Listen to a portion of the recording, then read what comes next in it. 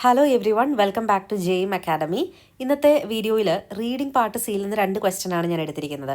പലപ്പോഴും നമ്മൾ വിചാരിക്കും ഇത് കാണുമ്പം ഒരേപോലെ ഇരിക്കുന്ന ക്വസ്റ്റ്യൻ ആണ്, ഒരേപോലെ ചെയ്താൽ മതി എന്ന് നമുക്ക് തോന്നുമെങ്കിലും ഈ ക്വസ്റ്റ്യൻ ടൈപ്പ് രണ്ടും ഡിഫറെൻ്റ് ആണ്. ഒരു ക്വസ്റ്റ്യൻ നമ്മൾ പാരഗ്രാഫിൻ്റെ ലാംഗ്വേജ് വെച്ചിട്ടും ഒരു ക്വസ്റ്റ്യൻ നമ്മൾ പാരഗ്രാഫിൽ പറഞ്ഞിരിക്കുന്നത് വെച്ചിട്ടുമാണ് ഐഡൻറ്റിഫൈ ചെയ്തെടുക്കുന്നത്. സോ നിങ്ങൾക്ക് അറിയാമായിരിക്കും എന്താണ് പാരഗ്രാഫിൽ ഒരു വാക്ക് എന്താണ്, വൊക്കാബുലറി എന്താണ്, ഒരു സെൻറ്റൻസിൻ്റെ മീനിങ് എന്താണ്, ലാംഗ്വേജ് എന്ന് പറയുന്നത് എന്താണെന്നൊക്കെ നിങ്ങൾക്ക് അതിൻ്റെ ഡിഫറൻസ് അറിയാമായിരിക്കുമല്ലോ. സോ ചില ക്വസ്റ്റ്യൻസ് നമ്മൾ ഒരു പാരഗ്രാഫിൽ യൂസ് ചെയ്തിരിക്കുന്ന ലാംഗ്വേജ് വെച്ചിട്ട് ചെയ്യാറുണ്ട്, ചില ക്വസ്റ്റ്യൻസ് ഒരു പാരഗ്രാഫിൽ പറഞ്ഞിരിക്കുന്ന കാര്യം വെച്ചിട്ട് ചെയ്യാറുണ്ട്, ചിലത് നമുക്ക് ആ പാരഗ്രാഫിൽ നിന്ന് തന്നെ ഇല്ലാതെ നമ്മൾ ആലോചിച്ച് ചെയ്യേണ്ട, കോംപ്രിഹെൻഡ് ചെയ്തെടുക്കേണ്ട ക്വസ്റ്റ്യൻസും ഉണ്ടാവാറുണ്ട്. അപ്പോൾ പലപ്പോഴും റീഡിങ്ങിൻ്റെ പാർട്ട് സി ഒക്കെ ഡിഫിക്കൽട്ട് ആയിരിക്കുന്നവർക്ക്, അതായത് റീഡിങ്ങിലൊക്കെ സ്റ്റക്കായിട്ട് നിൽക്കുന്നവർ ചെയ്യുന്ന ഒരു മിസ്റ്റേക്കും അത് തന്നെയാണ്. എല്ലാ ക്വസ്റ്റ്യനെയും ഒരേപോലെ കണ്ട് ഒരേപോലെ അങ്ങ് എലിമിനേറ്റ് ചെയ്ത് ഏതെങ്കിലും ഒരു ആൻസർ ചൂസ് ചെയ്യുകയാണ് ചെയ്യുന്നത്. പക്ഷേ ഇവിടെ ഞാൻ ഈ 2 ക്വസ്റ്റ്യൻ്റെ ഡിഫറൻസ് നിങ്ങൾക്ക് പറഞ്ഞുതരാം. എന്തുകൊണ്ടാണ് നമുക്ക് തെറ്റുന്നത് എപ്പോഴും റീഡിങ്ങിൻ്റെ ആൻസേഴ്സ് നമുക്ക് നോക്കാം. ആദ്യം നമുക്ക് ഈ ക്വസ്റ്റ്യൻ ഒന്ന് വായിച്ച് നോക്കാം. In the first paragraph, what point does the writer make about the use of one liners എന്നാണ്. സോ വൺ ലൈനേഴ്സ് എന്ന യൂസ് മേക്ക് ചെയ്യുന്നുണ്ടെന്ന് പറയുന്നുണ്ട്. സോ അതിനെക്കുറിച്ച് എന്ത് പോയിൻ്റാണ് റൈറ്റർ ഈ പാരഗ്രാഫിൽ മേക്ക് ചെയ്യുന്നതാണ് നമ്മുടെ ചോദ്യം. ഓക്കെ, സോ പാരഗ്രാഫ് നോക്കുമ്പോൾ നമുക്ക് കാണാം, a 53-year-old woman with right lower quadrant abdominal pain, a 21-year-old opioid abuser in withdrawal, an 80-year-old woman with chest pain. അങ്ങനെ 3 എക്സാമ്പിൾസ് ആണ് കൊടുത്തിരിക്കുന്നത് കേട്ടോ.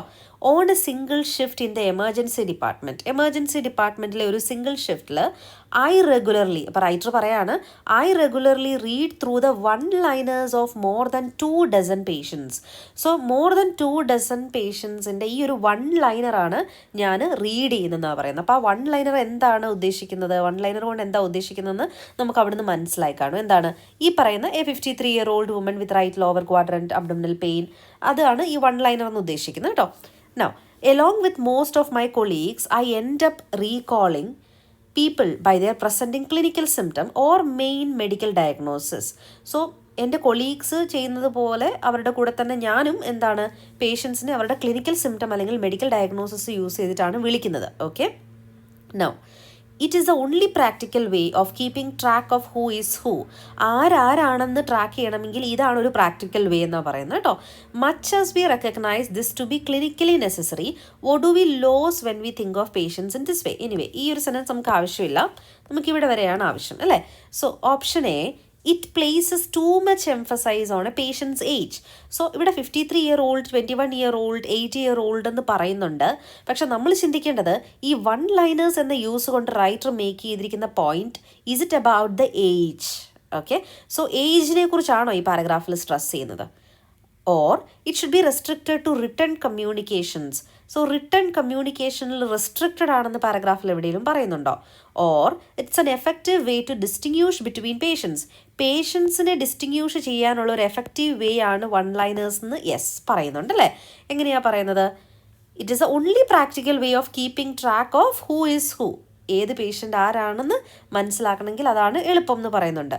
It can lead to misunderstandings between കൊളീഗ്സിൻ്റെ ഇടയിൽ ഒരു മിസ്അണ്ടർസ്റ്റാൻഡിങ് ഉണ്ടാകുമെന്ന് പറയുന്നുണ്ടോ? സോ എഗെയിൻ കൊളീഗ് എന്ന വാക്ക് പറയുന്നുണ്ട്, പക്ഷേ മിസ്അണ്ടർസ്റ്റാൻഡിങ് ഉണ്ടാകും എന്നുള്ളൊരു രീതി എവിടെയും പറയുന്നില്ല. സോ നമ്മുടെ ആൻസർ ഏത് വരും?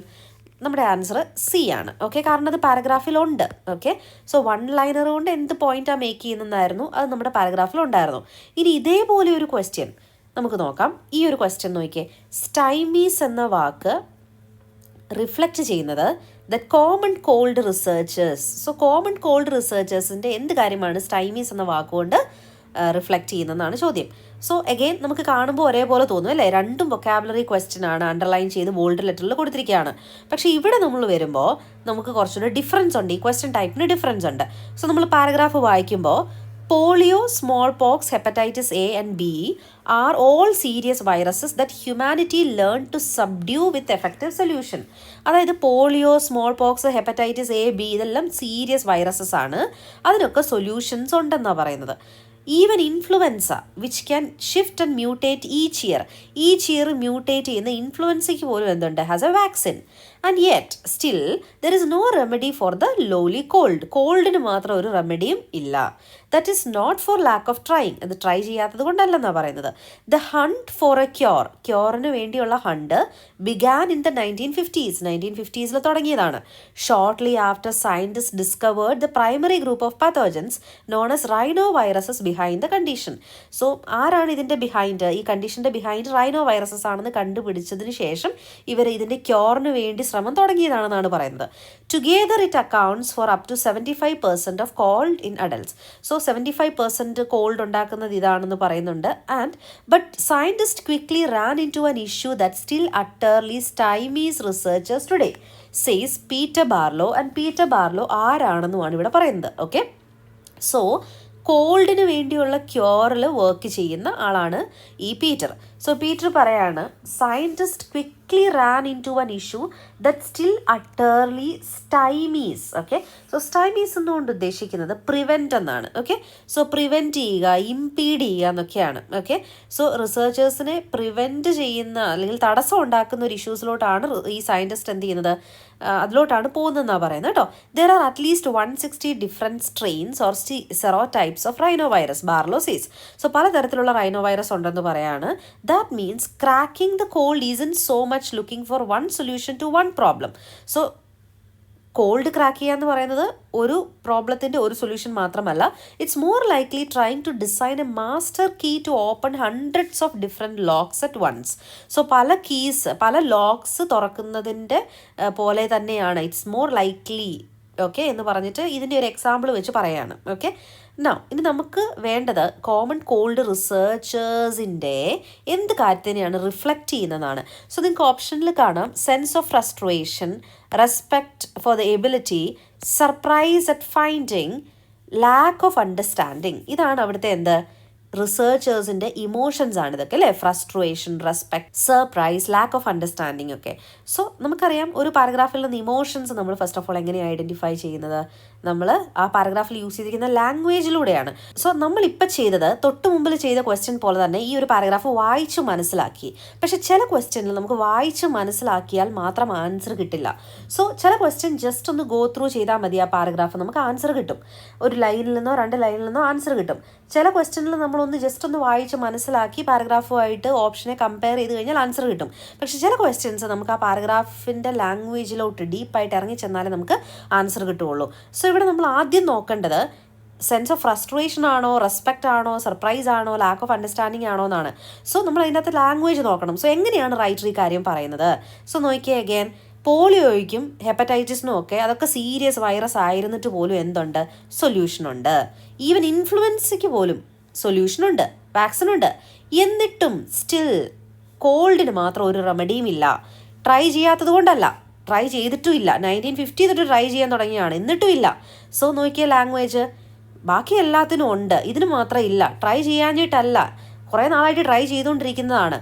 ഇതൊരു റെസ്പെക്റ്റോ സർപ്രൈസോ ആണോ? അല്ല അല്ലേ. റെസ്പെക്റ്റും സർപ്രൈസും അല്ല എന്ന് നമുക്ക് അതിൽ നിന്ന് മനസ്സിലാക്കാൻ പറ്റും അതിനകത്തെ ലാംഗ്വേജ് വെച്ചിട്ട്.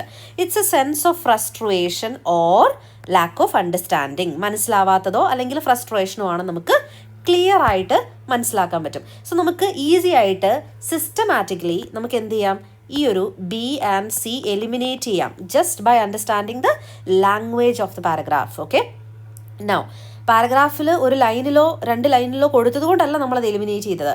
പാരഗ്രാഫിൽ നിന്ന് ലാംഗ്വേജ് മനസ്സിലാക്കിയത് കൊണ്ടാണ്, ഇമോഷൻ മനസ്സിലാക്കിയത് കൊണ്ടാണ്. ഓക്കെ, സോ അതിനുണ്ട്, ഇതിനില്ല.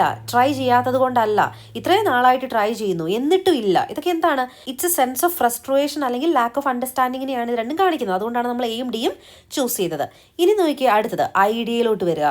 Scale of the task which they face. അവർക്കുള്ള ടാസ്ക്, ആ ടാസ്കിൻ്റെ ആ ഒരു സ്കെയിൽ, ഇൻറ്റൻസിറ്റീനെ, അതിനോടുള്ള ഫ്രസ്ട്രേഷൻ ആണോ, or the cause of the കണ്ടീഷൻ്റെ കോസ് ആണോ? ഇവിടെയുള്ള കണ്ടീഷൻ ഏതാണ്? കോൾഡ് ആണ് അല്ലേ. കോൾഡിനെ കുറിച്ചല്ലേ പറയുന്നത്. കോൾഡിനാണ് ക്യൂർ ഇല്ലെന്ന് പറയുന്നത്, നോ റെമഡി എന്ന് പറയുന്നത്. സോ കോൾഡിൻ്റെ കണ്ടീഷൻ എന്തുകൊണ്ടാണ് ഇത് ഉണ്ടാകുന്നത്? ബിഹൈൻഡ് ദ കണ്ടീഷൻ ഓൾറെഡി കണ്ടുപിടിച്ചിട്ടുണ്ട്, റൈനോ വൈറസ് ആണെന്ന്. സോ ഈ ഒരു കണ്ടീഷൻ്റെ കാരണം കണ്ടുപിടിക്കാനല്ല റൈറ്റർ ശ്രമിക്കുന്നത്. എന്താണ്, ഇതെങ്ങനെ സോൾവ് ചെയ്യണം എന്നാണ്. ഈ ഒരു പ്രോബ്ലം ഭയങ്കര ഡിഫിക്കൾട്ടാണ് to tackle. So what they are facing. So ഈ ടാസ്കിൽ അവർ ഫേസ് ചെയ്യുന്ന ആ ഒരു ഇൻറ്റൻസിറ്റി എത്രത്തോളമാണ്, ഒരു പ്രോബ്ലം എത്രത്തോളമാണ്, അതിൻ്റെ സ്കെയിൽ എത്രത്തോളമാണെന്നുള്ളതിൻ്റെ ഫ്രസ്ട്രേഷനാണ്. സോ പാരഗ്രാഫിൻ്റെ ലാംഗ്വേജ് വെച്ചിട്ടും ആൻഡ് ഓൾസോ പാരഗ്രാഫിൽ പറഞ്ഞത് വെച്ചിട്ടുമാണ് നമ്മൾ ആൻസർ ചെയ്തത്. ക്ലിയർ അല്ലേ? സോ രണ്ട് ക്വസ്റ്റ്യനും ഒരേപോലെ തോന്നുന്നുവെങ്കിലും നമുക്ക് ഒരെണ്ണം ചെയ്യാൻ എളുപ്പമായിരുന്നു, മറ്റത് ചെയ്യാൻ ബുദ്ധിമുട്ടാണ്, അല്ലെങ്കിൽ മറ്റത് ചെയ്യാൻ നമുക്ക് അതിൻ്റെ ലാംഗ്വേജ് വേണം. സോ ഇതുകൊണ്ടാണ് നമ്മൾ പറയുന്നത് റീഡിങ്ങിൻ്റെ ചെയ്യുമ്പോൾ നിങ്ങൾ കണ്ടിന്യൂസ് ആയിട്ട് റീഡിങ്ങിൽ സ്റ്റക്കായിട്ട് നിൽക്കുകയാണെങ്കിൽ നിങ്ങൾ ഒരുപാട് പ്രാക്ടീസ് ചെയ്യാത്തത് കൊണ്ടോ, നിങ്ങൾ ഡെയിലി പ്രാക്ടീസ് ചെയ്യുന്നവരായിരിക്കും, നിങ്ങൾ ഒരുപാട് ഇൻസ്റ്റിറ്റ്യൂഷനിൽ പഠിച്ചവരായിരിക്കും, നിങ്ങൾ ഒരുപാട് തവണ എഴുതിയവരായിരിക്കാം. പക്ഷെ അതൊന്നുമല്ല നിങ്ങളുടെ പ്രോബ്ലം. നിങ്ങളുടെ പ്രോബ്ലം എന്ന് പറയുന്നത് എങ്ങനെ ഒരു ക്വസ്റ്റ്യൻ്റെ ആൻസർ കൊടുക്കുന്നു, എന്തുകൊണ്ട് അതങ്ങനെ കൊടുത്തു, എങ്ങനെ ഒരു പാരഗ്രാഫിൻ്റെ ലാംഗ്വേജ് മനസ്സിലാക്കാം, എന്തൊക്കെ വാക്കുകൾ വെച്ചിട്ടാണ് നമ്മൾ ചില കാര്യങ്ങൾ ഐഡൻറ്റിഫൈ ചെയ്തിരിക്കുന്ന പാരഗ്രാഫിൽ നിന്ന്, ക്വസ്റ്റ്യൻസിൻ്റെ ഡിഫറൻസ് എന്താണ്, റീഡിങ്ങിൻ്റെ സ്കില്ല് ഡെവലപ്പ് ചെയ്യുക എന്നുള്ളതാണ് നിങ്ങൾ ചെയ്യേണ്ടത്. അല്ലാതെ നമ്മൾ വീണ്ടും വീണ്ടും നിങ്ങൾ എക്സാം എഴുതിയിട്ടോ അല്ലെങ്കിൽ നിങ്ങൾ കണ്ടിന്യൂസ് ആയിട്ട് സെയിം കാര്യം തന്നെ പ്രാക്ടീസ് ചെയ്തുകൊണ്ടിരുന്നിട്ടോ കാര്യം അവിടെ ഉണ്ടാവുന്നില്ല. ഓക്കെ, സോ എന്തുകൊണ്ടാണ് നിങ്ങൾ റീഡിങ്ങിൽ ആൻസേഴ്സ് തെറ്റിപ്പോകുന്നത്, എന്തുകൊണ്ട് ഒരേ രീതിയിൽ ഓരോ ക്വസ്റ്റിനെയും അപ്രോച്ച് ചെയ്യാൻ പറ്റില്ല എന്നൊന്നും നിങ്ങൾക്ക് ഈ വീഡിയോയിലൂടെ ക്ലിയർ ആയി കാണും. സോ മനസ്സിലായെങ്കിൽ അല്ലെങ്കിൽ ഇത് യൂസ്ഫുൾ ആയെങ്കിൽ നിങ്ങൾ താഴെ കമൻറ്റ് ചെയ്യുക. ഇതൊന്ന് കറക്റ്റ് ചെയ്തിട്ട് വേണം നിങ്ങൾ ഇനി എക്സാം എഴുതാനായിട്ട്, റീഡിങ്ങിൻ്റെ സ്കിൽ ഇമ്പ്രൂവ് ചെയ്തിട്ട് വേണം എഴുതാനായിട്ട്. അല്ലാതെ എല്ലാ ദിവസവും കുറേ മെറ്റീരിയൽ പ്രാക്ടീസ് ചെയ്തുകൊണ്ട് മാത്രം കാര്യമില്ല. ഓക്കെ, സോ റീഡിങ്ങിൽ സ്റ്റക്കായിട്ട് നിൽക്കുന്ന ഒരാളാണെങ്കിൽ റീഡിങ്ങിൻ്റെ സ്കിൽസ് കോഴ്സിനായിട്ട് നിങ്ങൾക്ക് JM അക്കാഡമിനെ കോൺടാക്ട് ചെയ്യാം. ഞാനായിരിക്കും നിങ്ങൾക്ക് റീഡിങ്ങിൽ ലിസണിങ്ങിൻ്റെ ക്ലാസ്സസ് എടുത്തു തരുന്നത്. So thank you so much for watching this video.